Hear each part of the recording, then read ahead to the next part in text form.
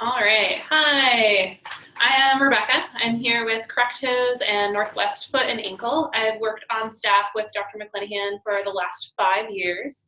And my background in undergrad was in biomechanics and exercise physiology.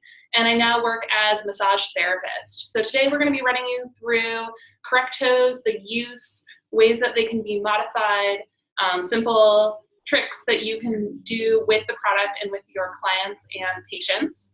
We're answering questions live. Some of the questions have been submitted ahead of time, and then you as a visitor and listener can also submit questions by text. Our marketing team is going to be going through a lot of the answers live as well. So I'll be answering questions verbally, and then Jeff on our marketing team is going to be touching base with some of the text questions, and we'll try to get to everyone's concerns and questions today. So for Correct Toes is a medical grade silicone product that was first designed by Dr. McClanahan to essentially help his patients avoid surgery as a different aspect and a different approach for how to treat foot problems and common foot ailments. So Correct Toes are currently available in 3 sizes: small, medium, and large. It is a flexible, really mobile device.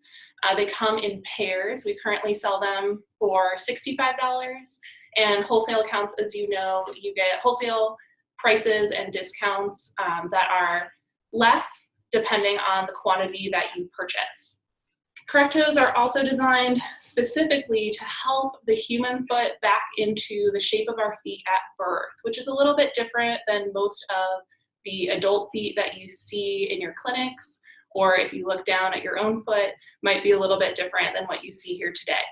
So at birth, the baby foot is widest at the ends of the toes, flat, flexible, toes are pliable and have a lot of mobility. And this shape that you see here on the baby foot is also going to be the shape that you see on children's feet until about the age of 2.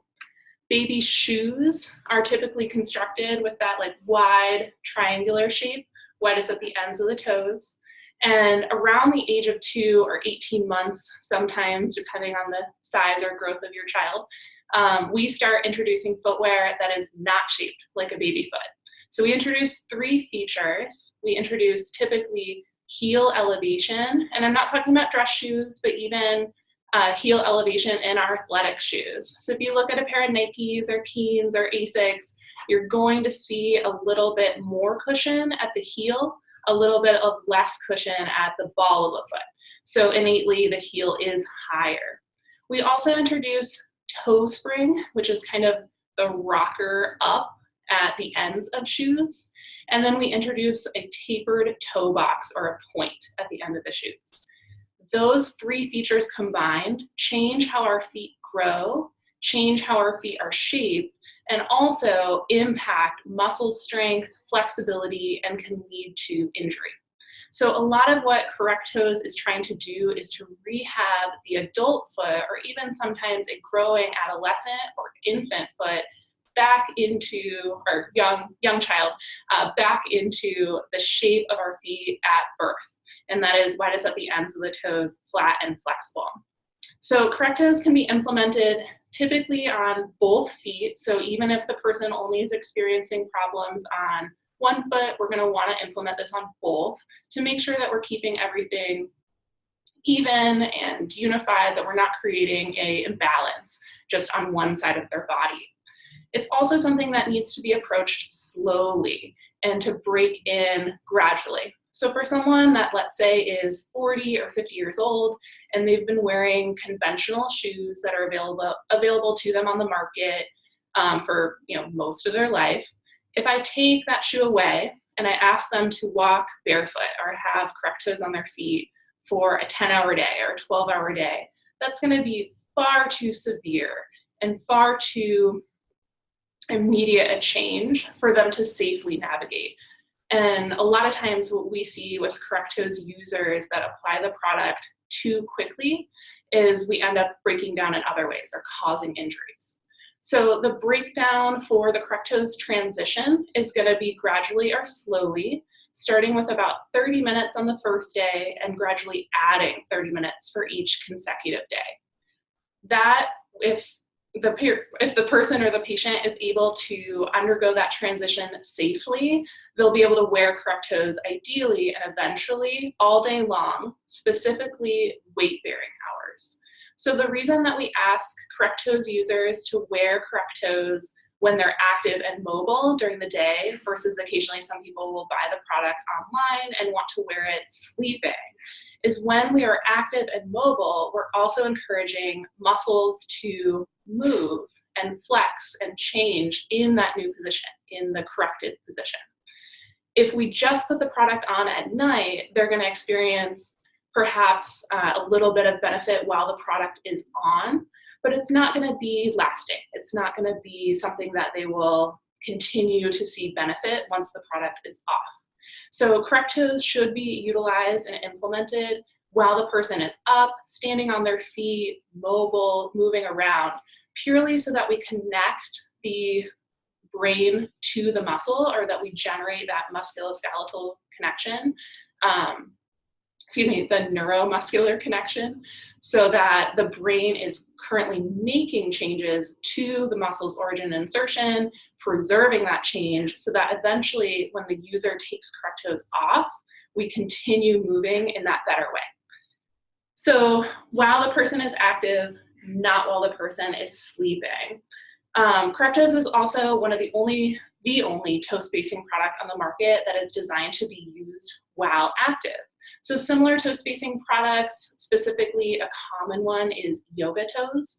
And yoga toes, occasionally I'll have patients that are frequent yoga toes users, or they've used it in the past, and they say, oh, I was only supposed to use it for 15 minutes, or I was only supposed to use it while in front of the TV. And our product's just a little bit different. We want people to eventually get comfortable enough where they put the product on and they don't feel it.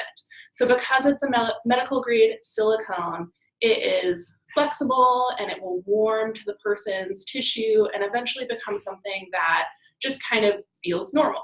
It shouldn't feel stretching, it shouldn't be painful, it should just kind of be their normal neutral self. And that's something that unfortunately other toe spacer products are not accomplishing, where people will put them on and they feel a stretch or a strain or some kind of pain, or they have to endure or get through their 20 minutes or their 30 minutes non-weight bearing. Our product really is designed to be seamless as part of their anatomy. The other part of that equation is for someone to wear the correct toes while they are active, while they are moving, we also need to take into account footwear. And footwear is going to be probably the bigger conversation that you'll need to have with your patients. So those three features that we mentioned before, where we add the toe spring, the tapered toe box, and the elevated heel, are the three features that we're going to try and eliminate in footwear that is compatible with correct toes. So for your day-to-day shoes, for your running shoes, we're going to look for different things. And I have a couple of shoes here today. So this is a shoe made by a company called Ultra. It is what is known as zero drop. Zero drop footwear is the height of the heel versus the height of the forefoot is essentially zero. Most running shoes in the market are built on a 4, 8, or sometimes 12 millimeter elevation in the heel. So a lot of times when you go to a shoe store, they're adding more cushion here because they're expecting someone to land or impact the heel of their foot. And someone thought it would be a good idea once upon a time to add more cushion to protect those people. It creates an imbalance that front loads the shoe or front loads the foot, putting more weight on the ball of the foot. And there's probably a lot of your clients that are coming in with ball of foot pain. So again, we're looking for flat or zero drop presentation in our shoes. The other thing we're looking for is this shape in the toe box. You can see how that's nice and wide, more foot shaped, more like that baby foot that we looked at a moment ago. So nice and wide. The other thing specifically that I like to look for in my shoes is a straight first ray this part here, making sure that the big toe is straight, not being pushed over or curved. And then the last thing we look for is straight here, not a shoe that is rocked up at the toes. So I also have a casual example. So for your clients that are not athletes or not running, this is a brand called Ahimsa. They're out of Prague in the Czech Republic. Same idea as the athletic shoe, completely flat, zero drop, widest at the ends of the toes, no toe spring. And the other feature we look for purely for motivating and provoking change of muscle strength is flexibility. So the shoe ideally should also bend and twist. A shoe that is flexible will force the foot to move, will force muscles to contract, and if done safely and gradually, a person who wears a flexible shoe will slowly strengthen their foot muscles, will slowly increase their foot strength so that they no longer have to have arch support, so that they no longer have to have any kind of rigidity or cushion. The strength and stability will come from their own muscles, will come from their own soft tissues. So we're going to talk also about correct toes and their longevity. We got a lot of questions about how long do I have to wear correct toes? Do I have to use this forever? Do I have to use this, for some days but not for others? And ideally, I see correct toes as a temporary aid. What that means is it's something your clients will use for a certain amount of time until their foot has strengthened or until their soft tissues have learned this new position. Once they are strong, once their foot is mobile, once they're able to hold the natural position of their toes without the product, then we go without correct toes and just preserve the shape with our footwear choices. So if you can look at correct toes kind of like braces on kids' teeth, we apply braces for 1 to 3 years. We slowly pull and stretch and move jaw and move teeth into the new position. And then braces are removed. We go ahead and we add a retainer, and the person preserves that braces change with the retainer. So I see correct toes as the temporary aid, using for approximately 1 to 3 years. And then the shoe is the retainer, using for most of the rest of our lives. We're going to look for, as often as possible, naturally shaped, healthy footwear. So correct toes currently is available in 3 sizes. We have a small, a medium, and a large. We're also on the cusp, and I'm excited to announce our release of our 4th size. So the current small correct toes is going to become our extra small, and we're introducing a new size that is going to be somewhere between the current extra, the new extra small and our current medium. So what I have here is a medium. This is going to fit the bulk of your clients, both male and female, somewhere between a women's size 9 and a men's 11 and a half. So this is going to be, most of the people that walk into your office are going to be about a medium. Women who have slightly shorter toes or maybe slightly skinnier toes are going to work really well in our new small size that's going to be released sometime this summer. And then the extra small, our current small that's changing to the extra small, that will be better for children or women with very small feet, very small toes. And then the current large is going to stay as is. That's going to be best for men with a size 12 and above. But we realize that not everyone can fit beautifully into the current 3 sizes or the 4 sizes that will be available this summer. So correct toes can be customized, they can be modified so that you are better able to allow your clients to have a perfect, ideal fit where they're not feeling added pressure, they're feeling like they can seamlessly just go into correct toes and not feel a stretch, not feel any kind of added sensation. So we'll go through a few modifications today, but I wanted to touch on one first before we jump into the main stuff, because most of the time we have individuals, either wholesale patients here in the clinic, individuals that purchase correct toes online that contact us with one big concern, which is their correct toes fall off.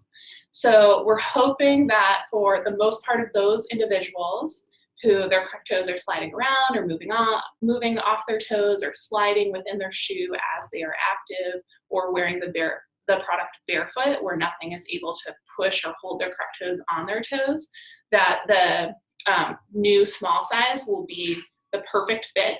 But I wanted to at least show you an easy modification that you can do with your current mediums to help those people. So this is an unmodified correct toes size medium. And for individuals that their product slides off, perhaps because their toes are too skinny, or perhaps because their toes are shorter than average, we're going to modify two specific areas. So typically that means we're going to shorten the first pylon at the base of the first pylon here and at the base of the fourth pylon here. And those two areas, you can see how this depth is longer than here or longer than here. So just cutting the bases at the base of the first and the fourth can be really helpful for those people. This is how that modification will look. So you can see how those are shorter, the first and the fourth. The other thing I've done is I've cut halfway between this cavity here. So you can see how the fourth pylon, the one in my left hand, is a little bit thicker than the one in my right hand. So that modification will help 90% of people that are in the medium, where their product is sliding around or sliding off. I'll compare to the new small product. So this is in between our current small and the medium. This is the new small and a modified medium. And as you can see, I'll put them together. It is almost the same lengthwise. So that is, for someone who their correct toes is sliding around or sliding off, the new small is going to be perfect for them. But for your current patients who maybe don't want to invest or pay another $65 for a new correct toes, that simple modification is going to be a good option for them. And then the side benefit of the new size, you can see how the holes are just a little bit smaller. So with smaller holes, this is going to be better on a more slender toe, a skinny toe. All of these modifications are available in video format on our website, and we'll definitely go through a few more today. So for wholesale clients that are concerned with doing modifications, perhaps don't want to do modifications, they're afraid that they're going to ruin the product or it won't work, I want to express how we are able to help you as a clinic, in addition to going over modifications in video format and live here today. So we offer a 30-day money-back guarantee and a 90-day materials guarantee for all correct toes, whether they're purchased from us directly, online, or via your clinic or your clinic website.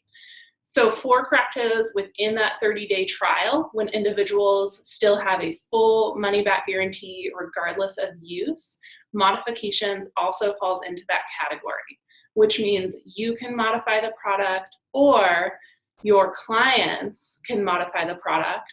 And if it still doesn't work for them, they're still not happy, we can help with either switching out the pairs or allowing all wholesale clients, you can gather rejected or returned modified product that is not sellable, return it to us. We cover your shipping, and all of the quantities are specified in your wholesale contract, or you can contact Christine directly, who is part of our wholesale team.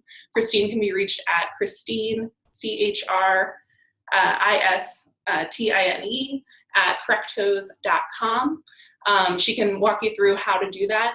But essentially you would mail back modified or returned correct toes that you cannot sell, we'll either refund you or credit back on your next order. So you'll have a correct toes credit the next time that you place an order. And we really offer that purely so that you can be free to make modifications or even make mistakes if it doesn't work for them, so that you can make sure that you're able to offer that customized modified fit for anyone who walks through your door. So please do not hesitate to take a pair of scissors to the correct toes and find that way where the fit will be the most ideal for each and every client that you see. So go through for the next questions. Who benefits? Good one. So who will benefit from use of correct toes? This question can be looked at in a variety of ways, so I'm going to try and approach every single aspect. So for individuals who will most benefit from correct toes, I want to look at both the mental aspect of their care and their goals, as well as the physical aspect. So for individuals that come into our clinic here, and I'm sure this is pretty common with most providers and most care facilities nationwide or even worldwide, correct toes is going to work with individuals that really want to take their care and their healing into their own hands. So there's these two categories. There's people who walk in and they just lay back and they want someone to fix them. They want their pain to go away. They want to walk out of the clinic today and feel awesome. There's also the people that come in and their goal is not just to be fixed, but to fix themselves. They want to learn exercises. They want to learn behaviors. They want to make life changes that will prevent this issue from ever occurring again. They want to help themselves in the future, kind of take action on their own time. Correct toes does not work with the first group. This is not an easy fix. This is not a quick fix. This will not take pain away tomorrow. This will not take pain away today.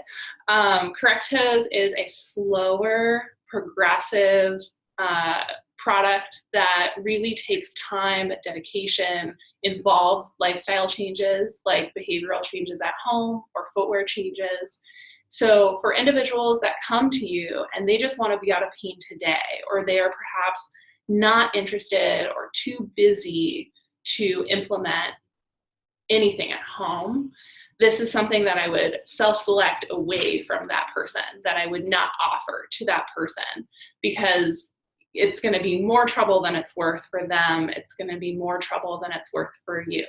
So I would pick and choose your battles, pick and choose your patients and your clients based off their goals. Is it pain reduction? Is it cure?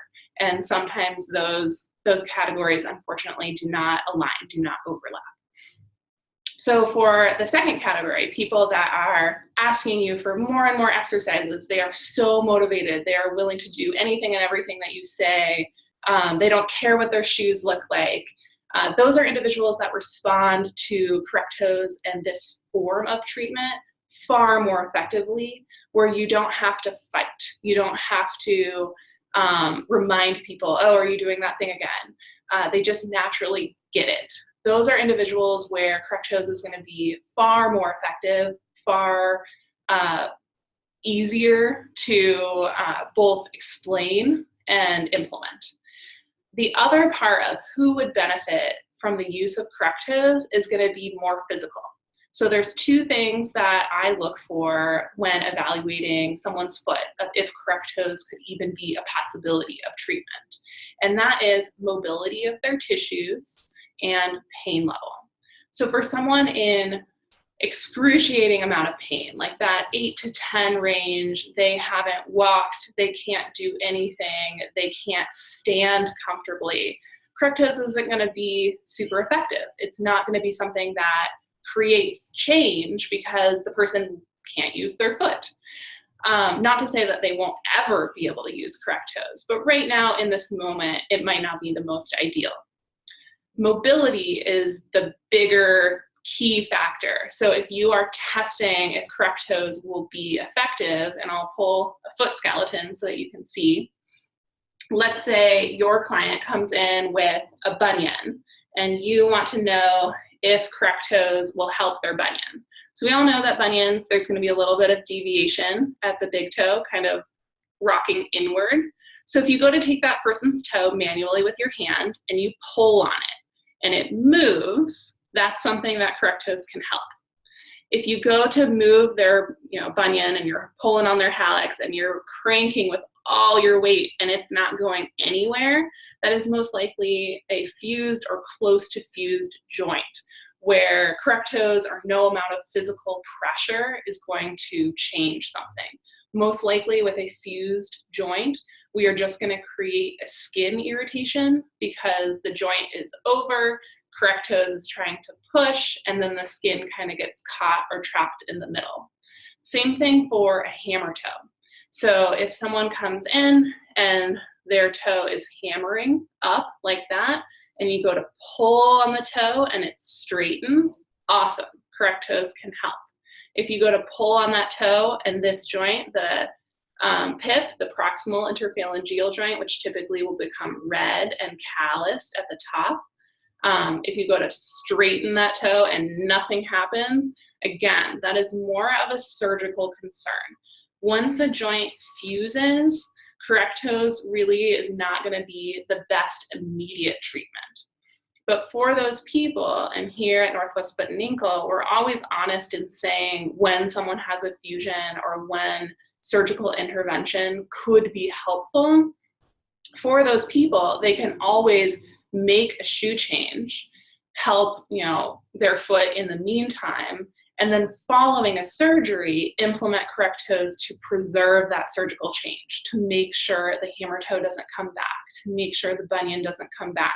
Because as I'm sure you guys have realized working with podiatric or foot cases, a lot of times following surgery, those patients are not consulted on the ideal type of footwear. So they go right back into a tapered toe box, they go right back into a shoe with a heel or toe spring, and their same soft tissue properties come right back. So then we get multiple bunionectomies, or people don't want to go through the second bunionectomy because they realize the first one failed. So it's not an either or, it's not surgery or correct toes. It can still be both. They can be used together. We would just want to make sure that we're preserving whatever surgical change happens either with correct toes or with naturally shaped shoes, and not kind of getting on this recurring surgical mill. So we'll look at the next question. Results. So we kind of touched on results already. I had mentioned 1 to 3 years of typical use for most people. For structural issues, specifically more progressed, moderate to severe bunions, moderate to severe hammer toes, those are the 2 big structural issues we see most often. Those people might be a little bit longer, in that 3 to 5 year range. But for most people that come in for correct toes, who are maybe experiencing a soft tissue injury, overuse of one of their muscles, overloading of a certain joint or area of their foot, perhaps a nerve irritation. A lot of times people get peripheral neuropathy type issues, or numbness, tingling, burning, neuromas. All of those issues are going to be fixed or addressed quite quick with correct toes, just implementing and changing their footwear. For pain reduction, let's say a plantar fascia pain, we're going to experience pain reduction as soon as blood flow is restored, as soon as the muscles around the plantar fascia strengthen and then can support the plantar fascia internally, versus the plantar fascia being reliant on an external aid such as an orthotic or a stiff shoe. For proprioceptive abilities, for pain reduction, for feeling like someone is more stable or more balanced, I see those changes closer to 3 months of use. So for someone who comes in who's maybe struggling with their PT exercises, they can't do single leg exercises, or they're having numbness and tingling when they wake up in the middle of the night or in the morning, or they're having pain immediately upon getting out of bed early in the morning and then it kind of warms up. those are the things we definitely see change in under 3 months with correct toes implementation, shoe changes, and then the exercises and stretches relative to each condition, all of which would be located on our website. And we do have a pretty extensive website, correcttoes.com, which has articles and videos for each specific condition that we see most often, as well as a variety of modification tools and other correct toes specific videos that you guys can check out following our live stream today. So next question, specifics of bunions. So we had a couple questions about how correct toes really can help a bunion, because a lot of people are told that bunions are really a genetic thing, that their mom had a bunion, that they were told that it's genetic, that there's nothing they can do. If that were the case, most likely we would be born with bunions, so we'd see babies with bunions, which really is not scientifically documented at all, ever, worldwide. People create bunions via the use of their foot, or use of improperly shaped footwear. So what we do see is one genetic correlation of soft tissue properties. Some individuals are more flexible at certain joints than others. Some people are more resistant to the effects of naturally shaped or conventionally shaped shoes than others. So not everyone that wears a Nike is going to get a bunion, but individuals that are more flexible at their soft tissue properties, especially at the first MTP, where the hallux, the big toe, meets the first metatarsal. So for some individuals, they're really flexible here, which means when they go into a shoe, their big toe gets pulled over, and then when they take the shoe off, their big toe stays there. Other individuals that have really hardy soft tissue properties or maybe more rigid properties, they get a little pushed over in the shoe, they take the shoe off, their toe springs back. So for individuals, again, that are more flexible here, they're gonna be more impacted by the shoe pushing them over. I had a question from a podiatrist years ago who explained to me how podiatrists are taught about bunions and why they think it's more of a genetic issue. Podiatrists in school are taught that initially the arch collapses, the medial longitudinal arch spontaneously collapses. So that is the arch that most likely you've heard about, that orthotics address, that shoes that are worried about pronation address. It is one of 3 of our arches. It's on the medial aspect of the foot. And they are taught that the arch spontaneously collapses, rotates in, and that collapse pushes the big toe over. Here in our clinic and how we address the bunion, we look at the shoes as a component, and we say shoes push our big toe over, which forces the medial longitudinal arch to collapse. So a little bit different way of addressing the same biomechanical problem. Just addressing it, I think, with a little bit more truth and taking in all the factors versus the podiatrist that really won't be considering the tapered toe box as part of the equation. The other way of looking at a bunion is on X-ray. And I would definitely encourage you to pull up the X-ray of a bunion or type it into a Google search and hit image. And what you'll see is the bunion itself is not really a growth of bone, but rather a displacement of the first metatarsal. So as the big toe comes in, the first metatarsal, this bone, goes out. So the bump that you see on your client, or the bump that is red or swollen, most of that is just the exposed head of the first metatarsal. So a bunion, or hallux abductovalgus, is really a mild dislocation of a joint.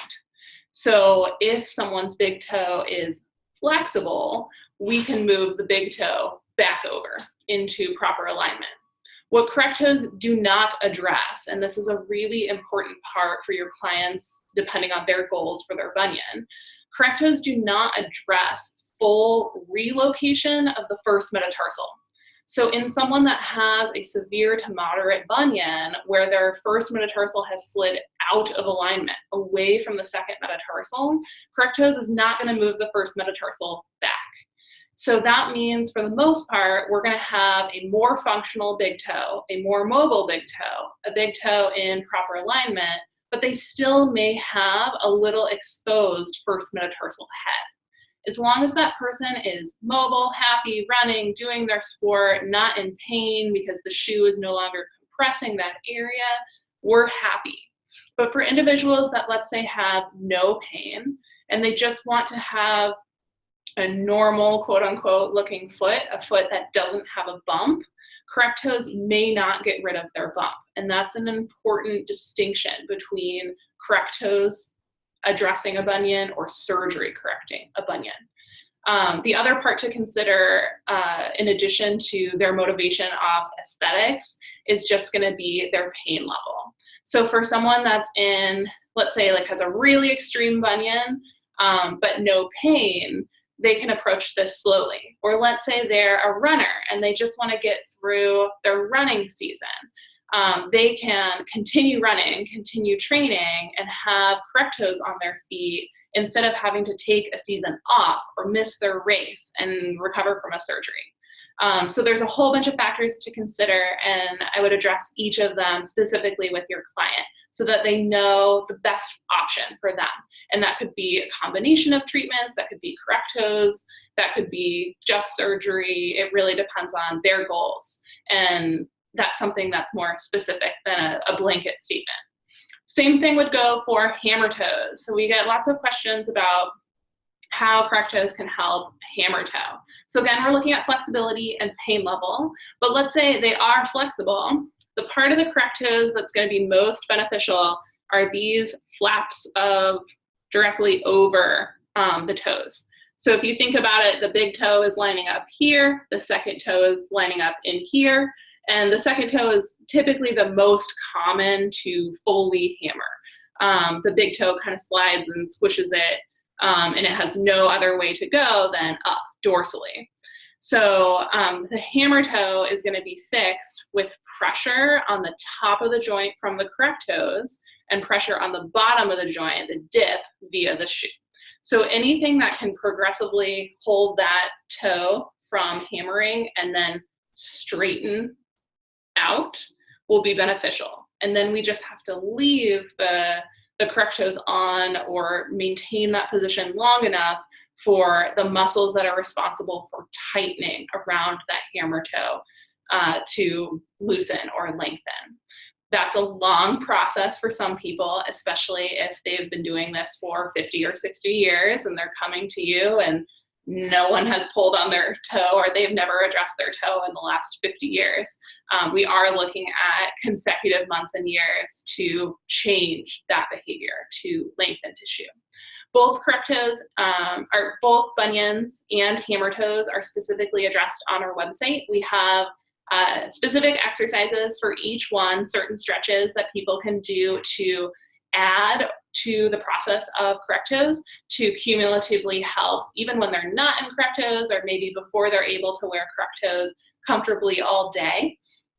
So definitely check those out if you have patients with those two specific conditions. Next question, we can talk about arches. A lot of times we get questions about lack of arch support and a fear of going into correct toes or a naturally shaped shoe and losing their support, losing their cushion. So there's lots of ways that we can approach this, and I'll try and give you the most streamlined. So we have 3 arches on our foot. I mentioned the medial longitudinal, again, on the inside of the foot here. We also have a lateral longitudinal on the outside of the foot here, really, really small between, end of your base of the 5th met and calcaneus. And then we also have a transverse arch that is across our foot, kind of right behind the metatarsal heads, that bows our foot kind of up in that arc, but this way. Those 3 arches move together. And arches in general are designed both to create stability. Think of arches in architecture. They are more stable. Think of the arches on a bridge. The more we load a bridge, the more we compress it, the stronger that camber becomes. They're also in our foot a little different from bridges because we want our arches to be flexible or mobile in a certain way. Our arch acts as a spring. So each step that we take, our arches compress, and then we offload the foot. Our muscles rebound everything back together, and that is free energy that we can then use for our propulsion and the next step. So with every step we take, our arch kind of acts as a spring, compressing and rebounding to help us with gait, to help us with mobility. For kind of general body, or if we look systemic, you can kind of think of the principle of wherever one joint doesn't move, other joints move more. Or whenever one muscle doesn't move or doesn't do its job, say an injury, all the surrounding muscles have to do more work. So if I put someone in a supportive shoe, or if I put someone in arch support, which which prevents their arch from moving, doesn't allow that spring rebound effect, those people get additional loading elsewhere, which typically goes to the knee. We have a study on our website. I would encourage you to check out the articles page. It's a study that was cadaver-based, and they dug up a whole bunch of cadavers trying to figure out when osteoarthritis first began at 3 specific locations, at the big toe, the midfoot, and the medial meniscus. And what they found was that after introducing tapered toe box, elevated heel footwear in the 1800s, those 3 locations gained osteoarthritis in 1 generation. So it's a relatively new phenomenon in humans when we restrict motion in one joint, specifically the arches, we are creating additional motion elsewhere.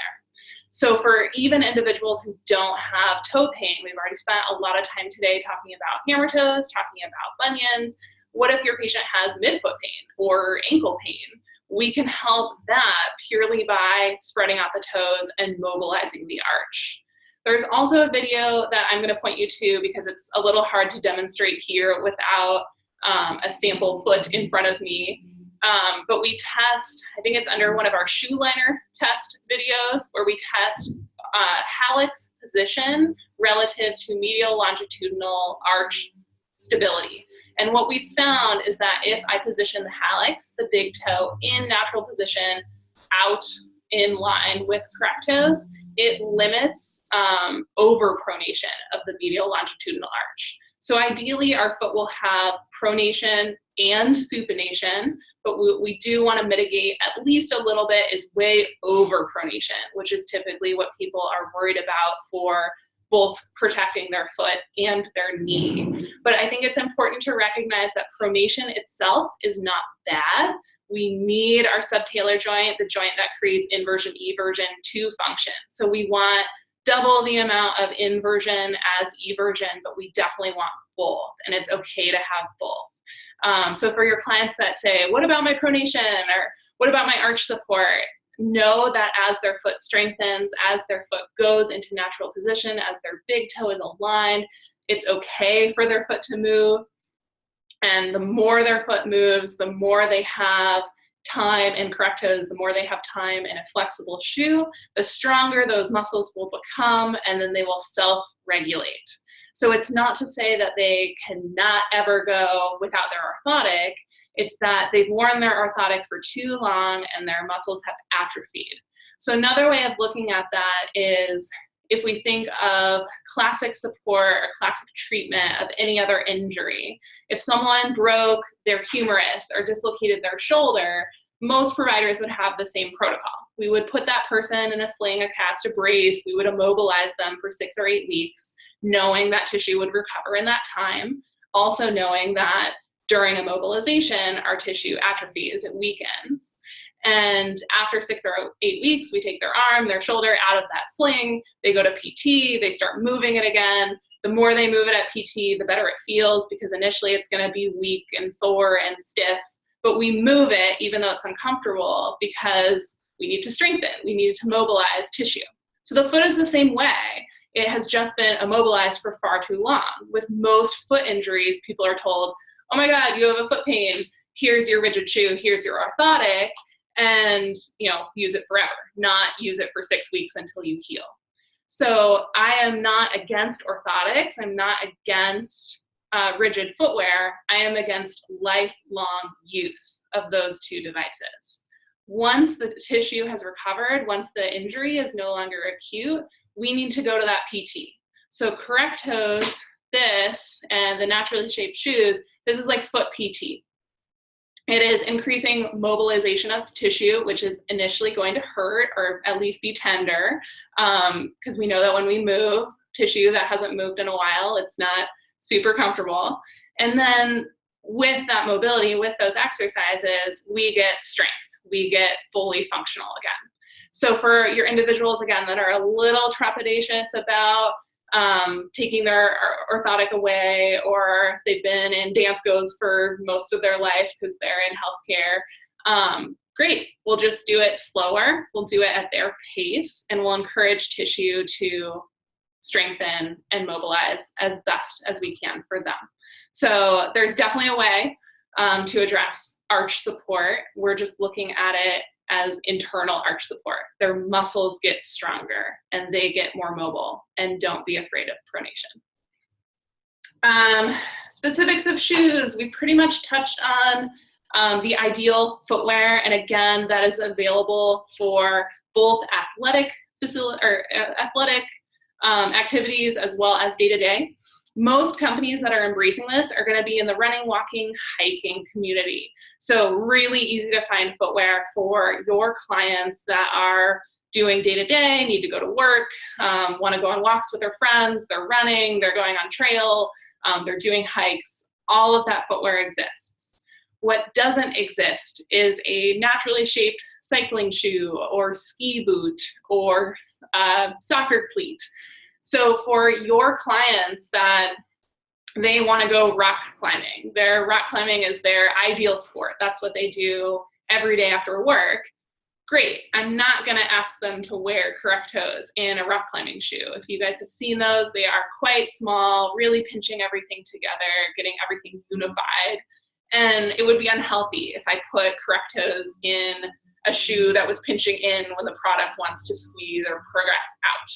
So for those individuals where their sport, the type of footwear available to them is not naturally shaped, is not flexible, great. They're going to wear correct toes the rest of the time, not during that activity. So for our soccer players, I say, go play soccer, go play ultimate frisbee, do your thing. When you're done with practice, that's when you put on the naturally shaped shoes. That's when you put on your correct toes. Same thing with sponsored athletes. We treat a lot of Nike runners. We treat a lot of Olympians, people that have to wear a certain brand when they are not at practice, when they are not training for their event.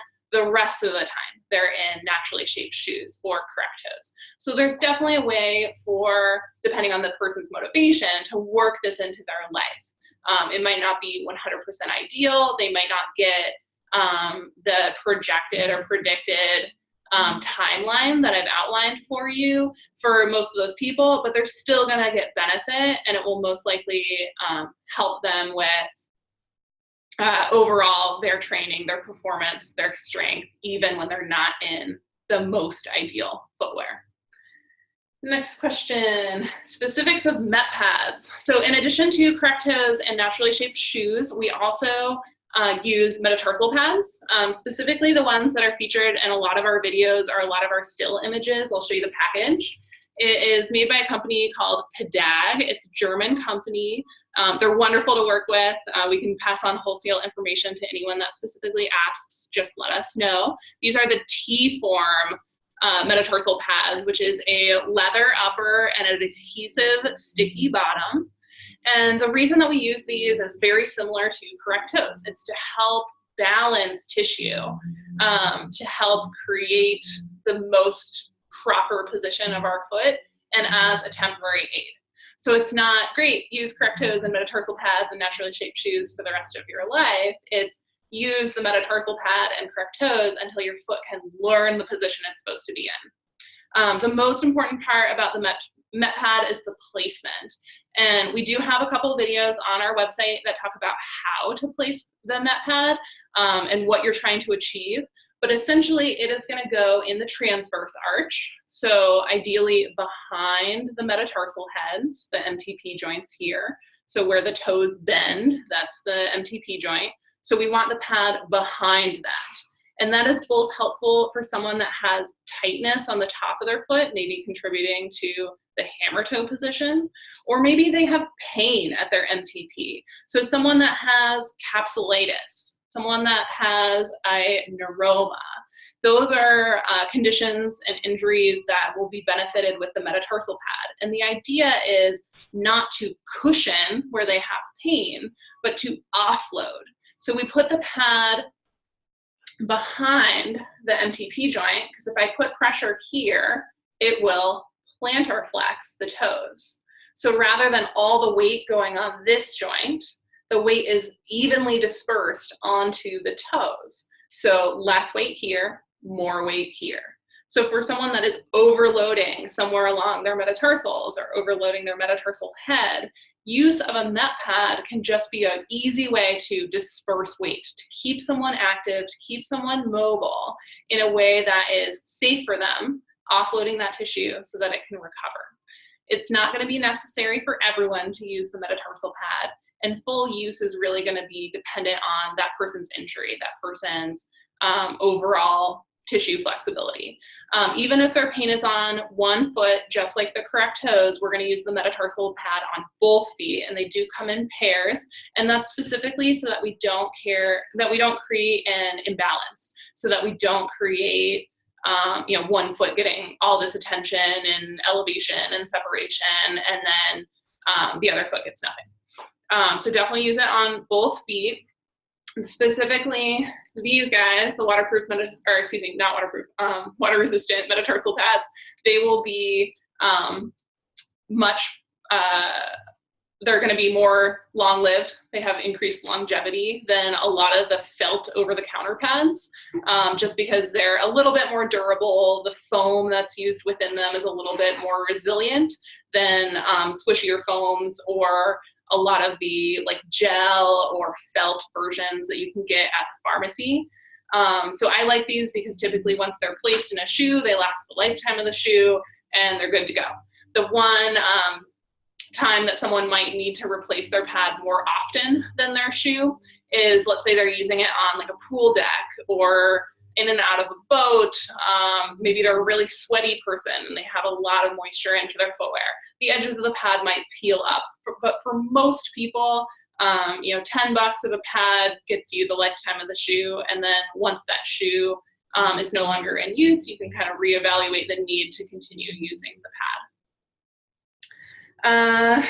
That does it for questions thus far. So I will be addressing some of the questions that come in over our online system.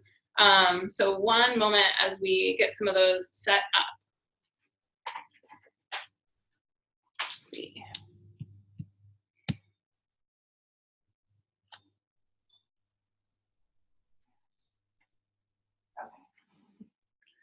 All right, so it seems like we have covered everything and we are completely up to date.